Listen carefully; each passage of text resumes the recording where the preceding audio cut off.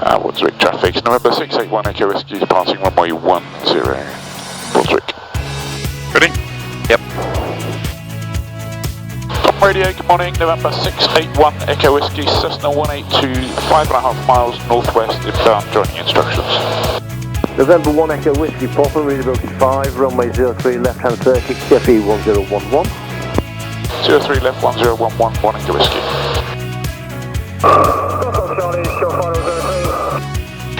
Right. Pipistrel Juliet Alpha is going to stand on the right side of the runway. Morning, DPAC. Golf Juliet Alpha, roger. Popham radio, See Popham ahead there. I'm assuming that. Oh yeah, that is Popham, yeah. Runway 03, left-hand circuit, CFE 1011. 1011, 03 left, Golf. Check AOA. Check AOA. Caution. Too slow. Too slow. Too slow. Too slow. Too slow.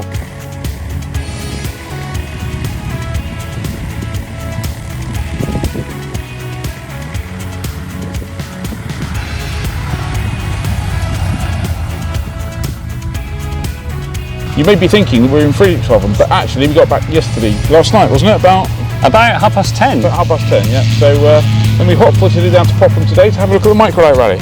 So this is cool. It's the Pulse SSDR, built by David Stevens, a prolific home builder, back in 2016. What's interesting about it, you might think it's a Pulsar, but actually it's a Pulsar and made to fit the SSDR regulations. So it's got some quite sophisticated flaps to meet the stall speed requirements. It's been made single seat. Just a really neat machine, and great to see it here.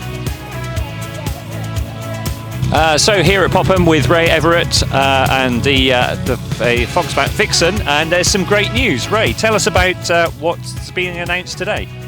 Yeah, what we're announcing today is I'm going with the LA, or continuing with the LAA, with a view to getting the Vixen aircraft approved to the new 600 kilo microlight limit, thereby making it available to pilots who only have microlight licenses, and also attempting to get A1S approval for Dragon Aviation to sell them ready to fly in the UK as well, which is a really good step forward. Hopefully we'll get this all done by the end of this year, one way or another.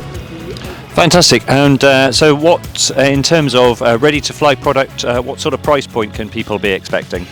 The price hasn't been determined yet. It depends on what outlay is required with the CAA requirements for load test data, etc., etc., because the CAA aren't accepting any approved aircraft automatically as a microlight. They're considering each aircraft as a new disposition, so it could cost a lot of money, but we don't know yet. So plainly it will be slightly more than the existing kit price. Just have to wait and see on that one. Fantastic. And obviously with all that's going on in Ukraine at the moment, how has that been affecting Foxbat production? It's affecting it it started out affecting it in a major way. In other words, the factory closed. The factory is now reopened with limited production, and Yuri, the chief designer, and a couple of the female staff have gone to Poland with a view to setting up another factory in Poland, and I'm expecting another demonstrator to arrive in June, July time with my pre-ordered customers aircraft to be starting production early next year. So there's been a hiccup, but it's not too bad really, considering everything. Fantastic. Ray Everett, thanks very much.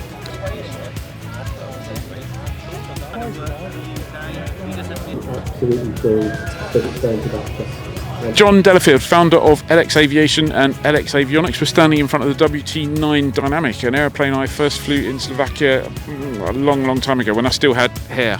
That was a long time ago. So, John, tell me, what's your involvement in Dynamic? How did you get involved, and what's the future? First of all, on hair, I think I'm slightly ahead of you. I've got a bit more left than yours. Anyway, I first flew the aircraft when I was told I had to stop flying RAF aeroplanes as a reservist, and that was in about 2004, 4 or 5, something thereabouts, and I flew the then UK demonstrator and thought, this is a fantastic aeroplane, absolutely fantastic.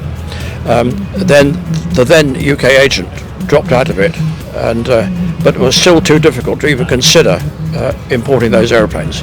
The bureaucracy was just unbelievable in this country and not practical.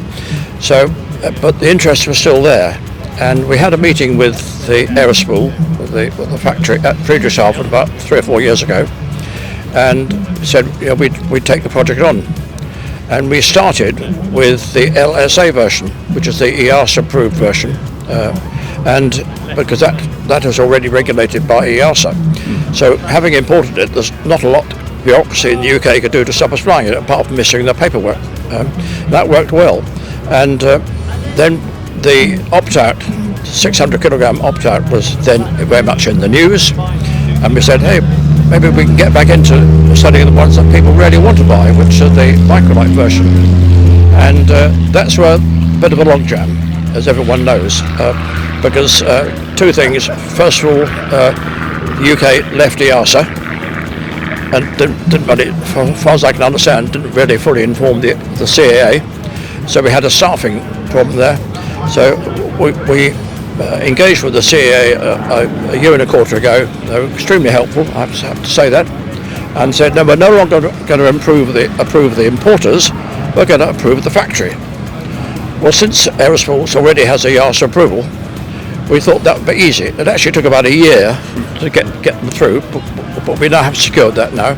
Now we're going through the type approval to reintroduce the dynamic in the UK as a light sport microlight, 600 kilogram, and it'll be one of the first on the market.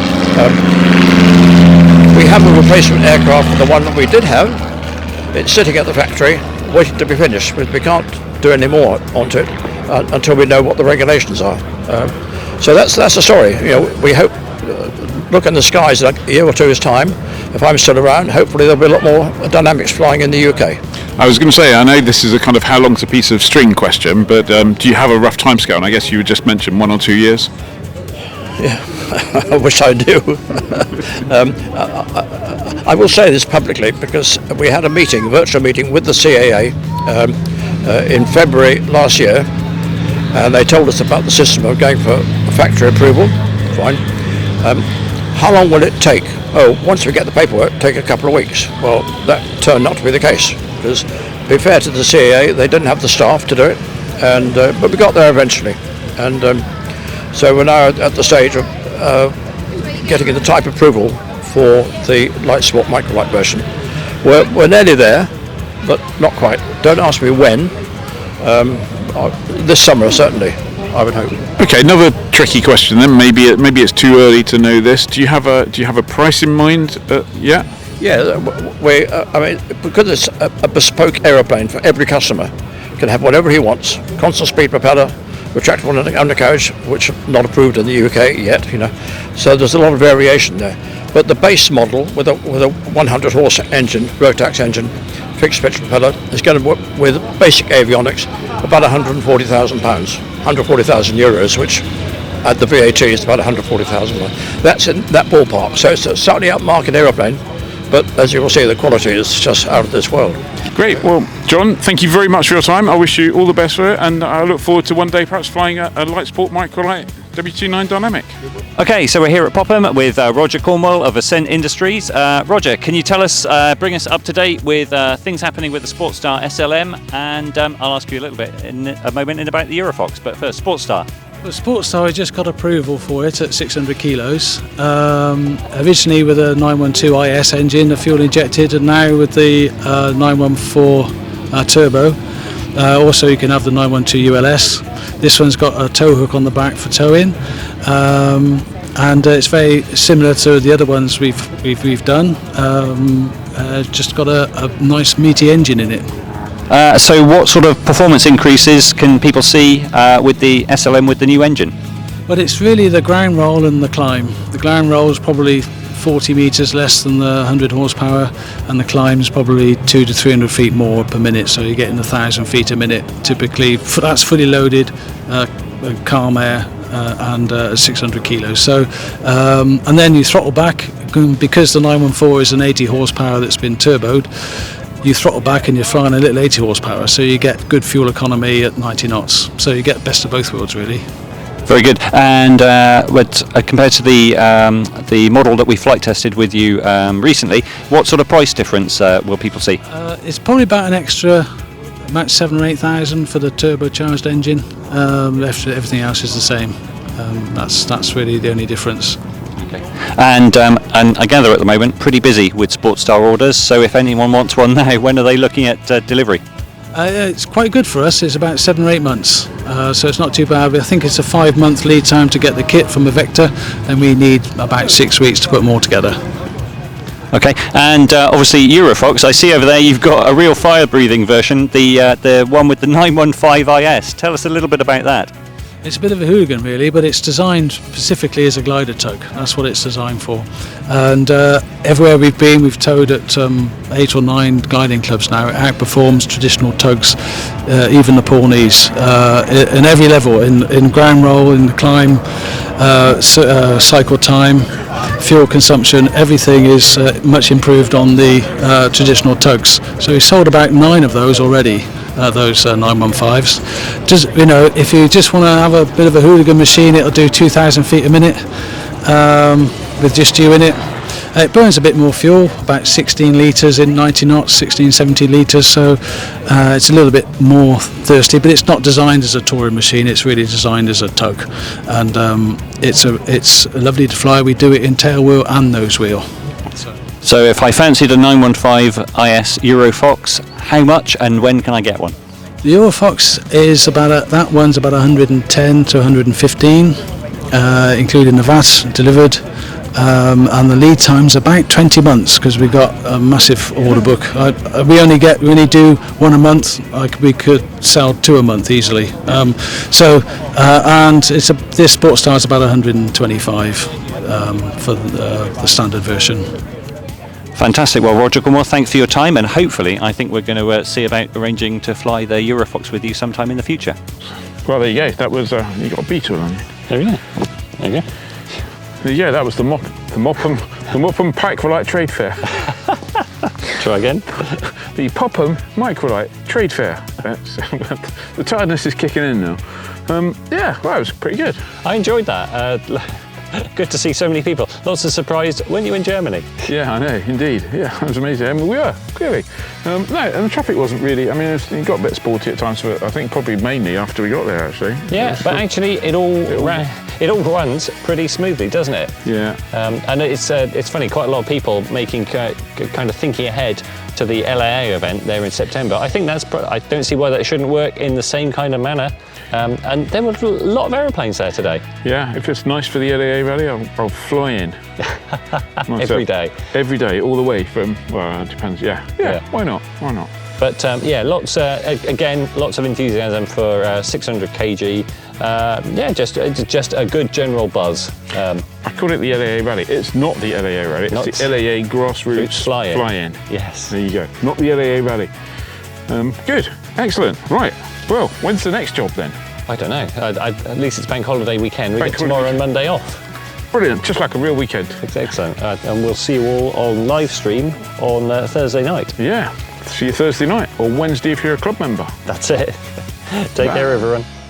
So remember, like, comment, subscribe.